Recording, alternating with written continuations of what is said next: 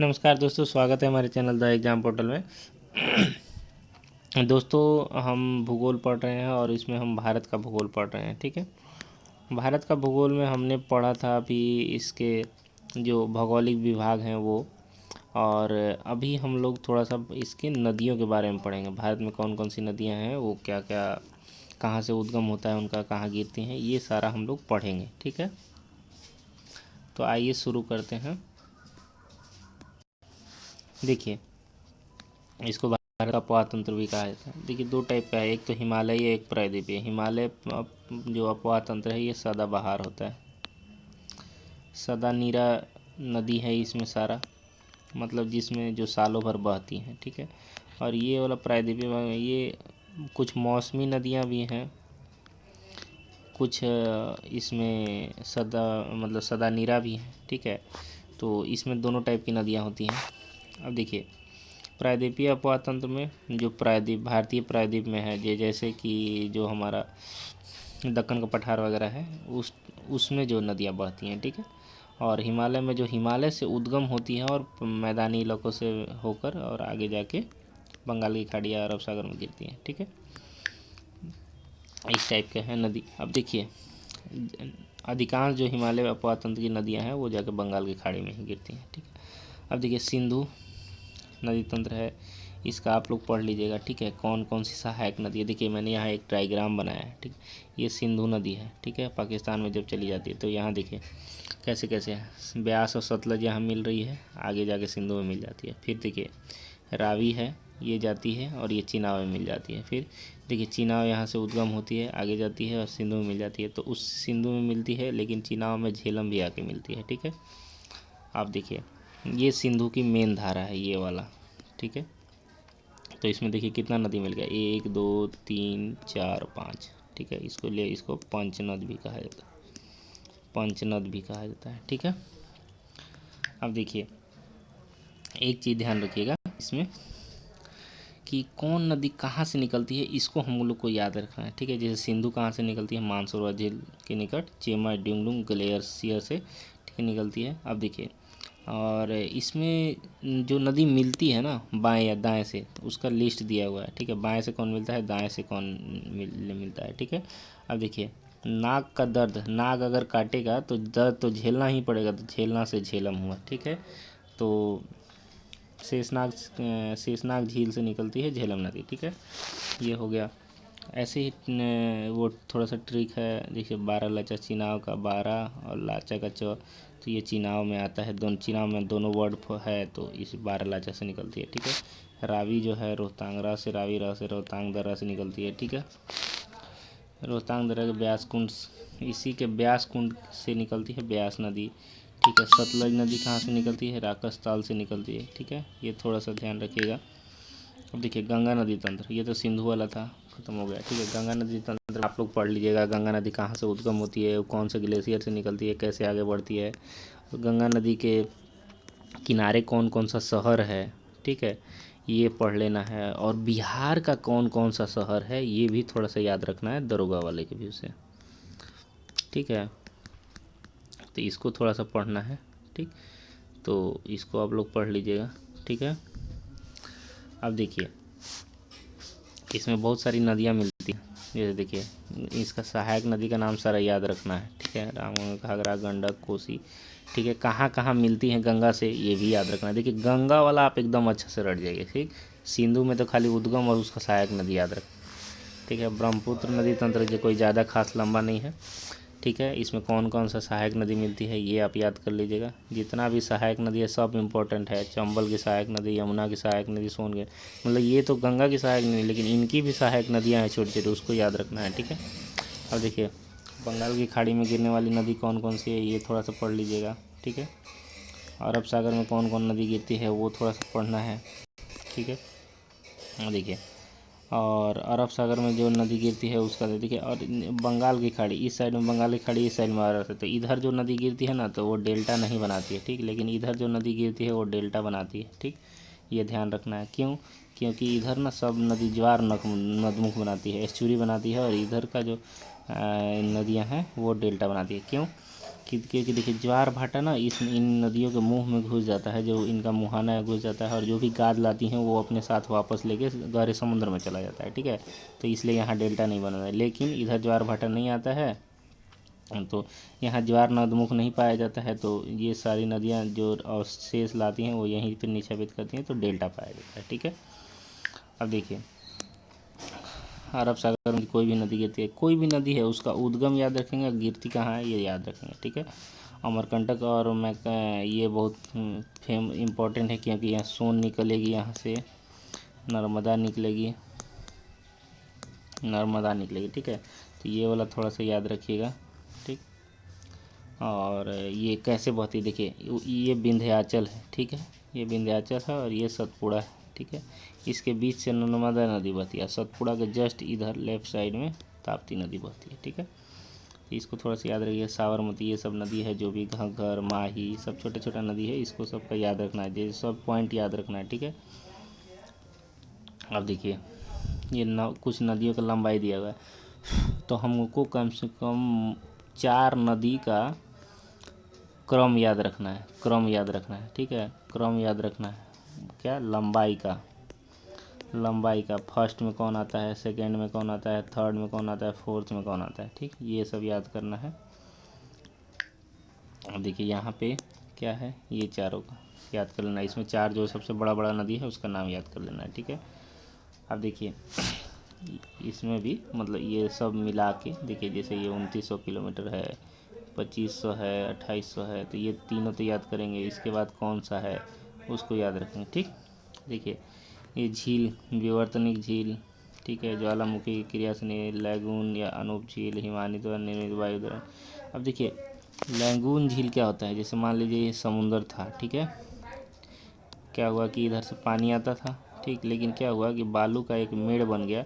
अब पानी इधर आया, लेकिन यहाँ बालू का मेड़ बन गया, धीरे धीरे ऐसे ऐसे क्या हुआ कि ये बालू का मेड़ ऐसे करता गया, तो ये यहाँ ना ये समुद्र का पानी यहाँ ही रह गया, और इधर भी ना, इधर मान लीजिए ऊंचा ज़मीन है, तो पानी यहाँ फंसा रह गया, ठीक है। तो यहाँ एक झील बन गया, तो इसको लैगून झील भी हो सकता है कि इधर इस सागर से जुड़ा हुआ भी हो, तो इस टाइप के झील को लैगून झील भी कहते हैं, ठीक है।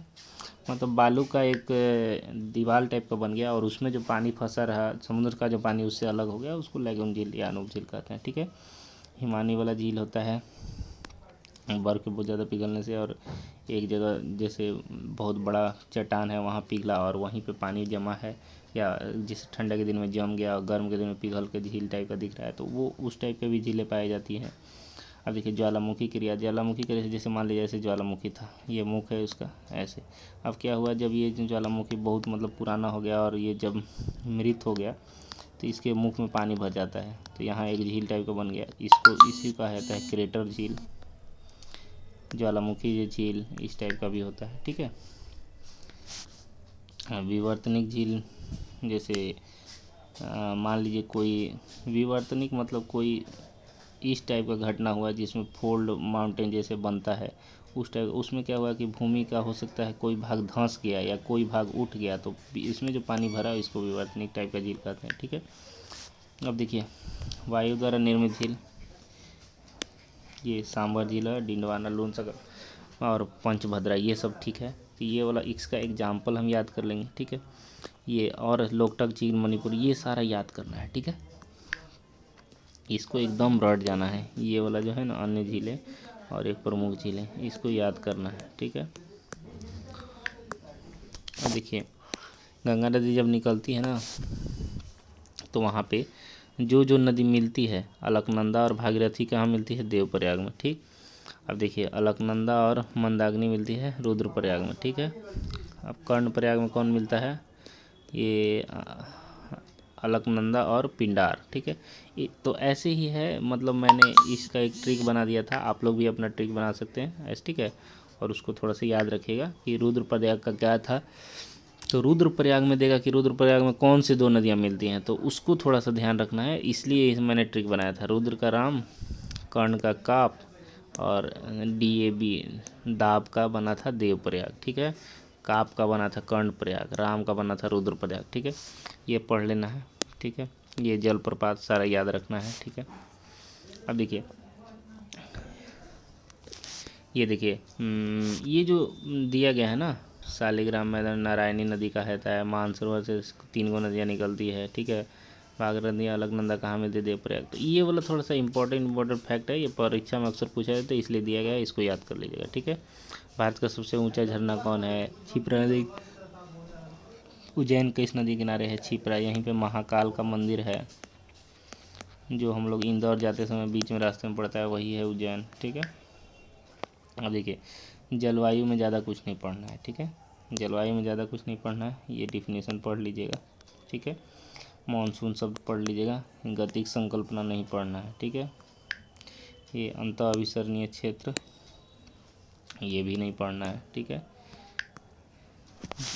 क्योंकि उससे क्वेश्चन बनेगा नहीं, झूठ मूठ का आप पढ़िएगा और उसमें आपका टाइम वेस्ट होगा। जेट सिद्धांत, ये भी नहीं पढ़ना है, इससे भी हमारा मानसून प्रभावित नहीं होता है। देखिए थ्योरी बहुत सारा लोग दिया कि ठीक है, कि हमारा मानसून आखिर भारत में मानसूनी वर्षा क्यों होती है, ठीक है, तो उसके लिए बहुत सारा थ्योरी दिया, लेकिन हमको फिलहाल यही याद रखना है कि जो राजस्थान है या भारत का जो उत्तरी क्षेत्र है वो ज़्यादा गर्म होता है, तो इधर समुद्र से हवाएं चलती है और वह बारिश कराती हैं, ठीक है। यही नॉर्मल सिंपल सा सिद्धांत है, इसके लिए बहुत सारे वैज्ञानिकों ने मतलब शोध करके अपना अपना सिद्धांत दिया, तो लेकिन ऐसा कुछ अभी पूरे पक्के तरीके से नहीं कहा जा सकता है कि यही कारण है जिसके चलते हमारे यहाँ मानसून आता है, ठीक है। तो ये हो गया। अब देखिए शीत ऋतु कैसे होता है, ग्रीष्म ऋतु भारत में कैसे कैसे चलता है, ये थोड़ा सा दिया गया है, ठीक। तो ये वाला जेट सीधा धारा सिद्धांत को नहीं पढ़ना है, ठीक है। अब देखिए महासागरीय राशियाँ, कुछ लोग बोला कि महासागर एक तरफ गर्म और एक तरफ ठंडा हो जाता है, उसके चलते भी हमारे यहाँ मानसून प्रभावित होता है, तो ये थोड़ा कुछ हद तक सही है, ठीक है। देखिए अल नीनो और ला नीना, ये थोड़ा सा हमारे मानसून को प्रभावित करता है, ये हमेशा देखा गया है, तो इसको हम लोग थोड़ा सा पढ़ेंगे, ठीक है। अब देखिए क्या पढ़ेंगे कैसे। अब ये मान लीजिए कोई पूछेगा कि कि जब कौन सा प्रभाव दिखाई देगा तो वर्षा भारत में सबसे ज़्यादा मानसून मजबूत रहेगा, ठीक है। तो देखिए ला नीना मतलब ला मतलब वर्षा लाएगा, ठीक, लाएगा, तो ला नीना आएगा तो वर्षा बहुत ज़्यादा होगा, अल नीना आएगा तो वर्षा नहीं होगा, कम वर्षा होगा, मानसून कमज़ोर हो जाएगा, ठीक है। तो ये थोड़ा सा ध्यान रखना है।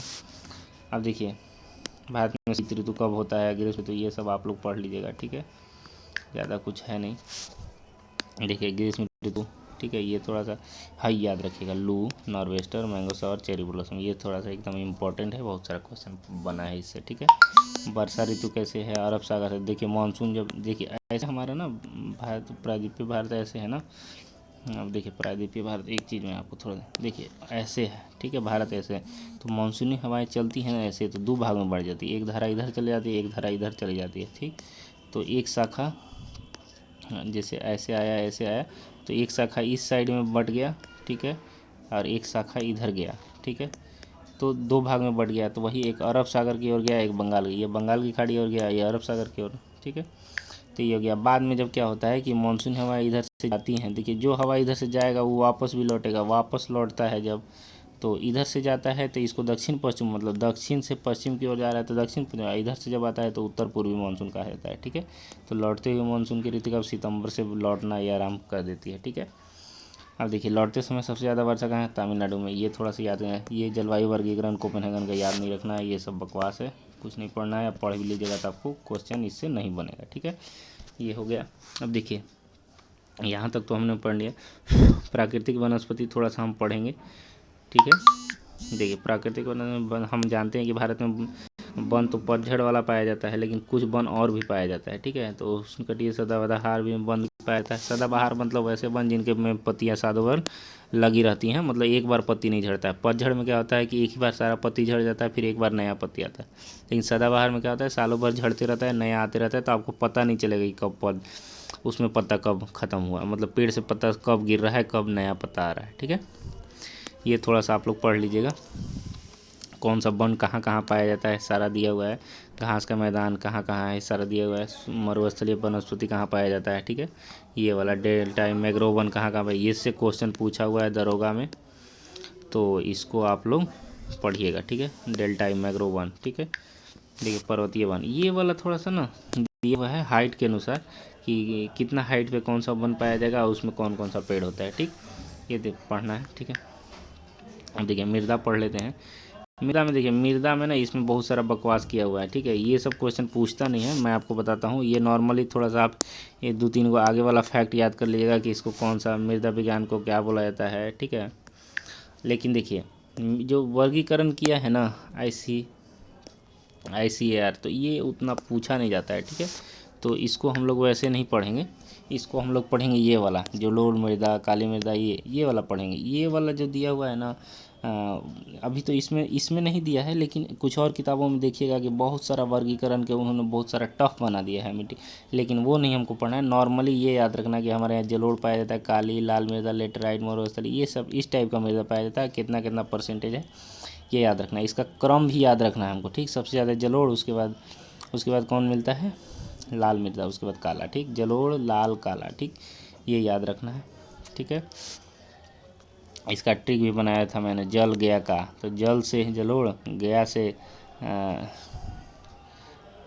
जल गया का, तो ज से जलोढ़, एल से लाल, और गया का से काला, ठीक है। देखिए एक चीज़ हमेशा याद रखना है कि कोई भी हमारे यहाँ मिट्टी होगा ना, उसमें नाइट्रोजन नहीं मिलेगा, ठीक है। उसमें बहुत सारा चीज़ रहेगा, पोटेशियम रहेगा, कैल्शियम रहेगा, सब कुछ रहेगा, लेकिन नाइट्रोजन नहीं होगा। तो नाइट्रोजन का अभाव हमारे से मिट्टी लगभग सारे मिट्टियों में पाया जाता है, ठीक है। ये ध्यान रखना है। लाल मिट्टी कैसे बनता है ये सब थोड़ा सा पढ़ लेना है, ठीक है। पर्वतीय मिट्टी क्या होता है, मरुस्थलीय मिट्टी क्या होता है, ये पढ़ लीजिएगा। पीट और दलदली मिट्टी कहाँ कहाँ पाया जाता है, ये थोड़ा सा ध्यान रखिएगा, ठीक है। लवणीय क्षारीय मृदा ये राजस्थान वगैरह में पाया जाता है, ये भी थोड़ा सा याद रहेगा। यूपी हरियाणा में भी पाया जाता है, ठीक है। ये हो गया। देखिए कृषि जो है ना, इसमें हम पढ़ेंगे, लेकिन ये थोड़ा सा इसमें हम काम का डाटा पढ़ेंगे, ठीक है। जो भी डाटा ये सब दिया हुआ है ना, ये थोड़ा सा पुराना डाटा है, तो इसको हम लोग कोशिश करेंगे, जैसे ये राष्ट्रीय कृषि नीति, ये थोड़ा सा छोड़ देंगे, ठीक। इसको हम लोग पॉइंटर से पढ़ेंगे, ठीक है। और इसको मैं नेक्स्ट डे पढ़ाऊँगा। अभी फ़िलहाल इतना ही रखते हैं, कल मैं भारत की कृषि पढ़ाऊँगा, तो उसमें डाटा भी थोड़ा बहुत पढ़ाऊँगा, ठीक है। चलिए मिलते हैं नेक्स्ट वीडियो में। धन्यवाद, जय हिंद।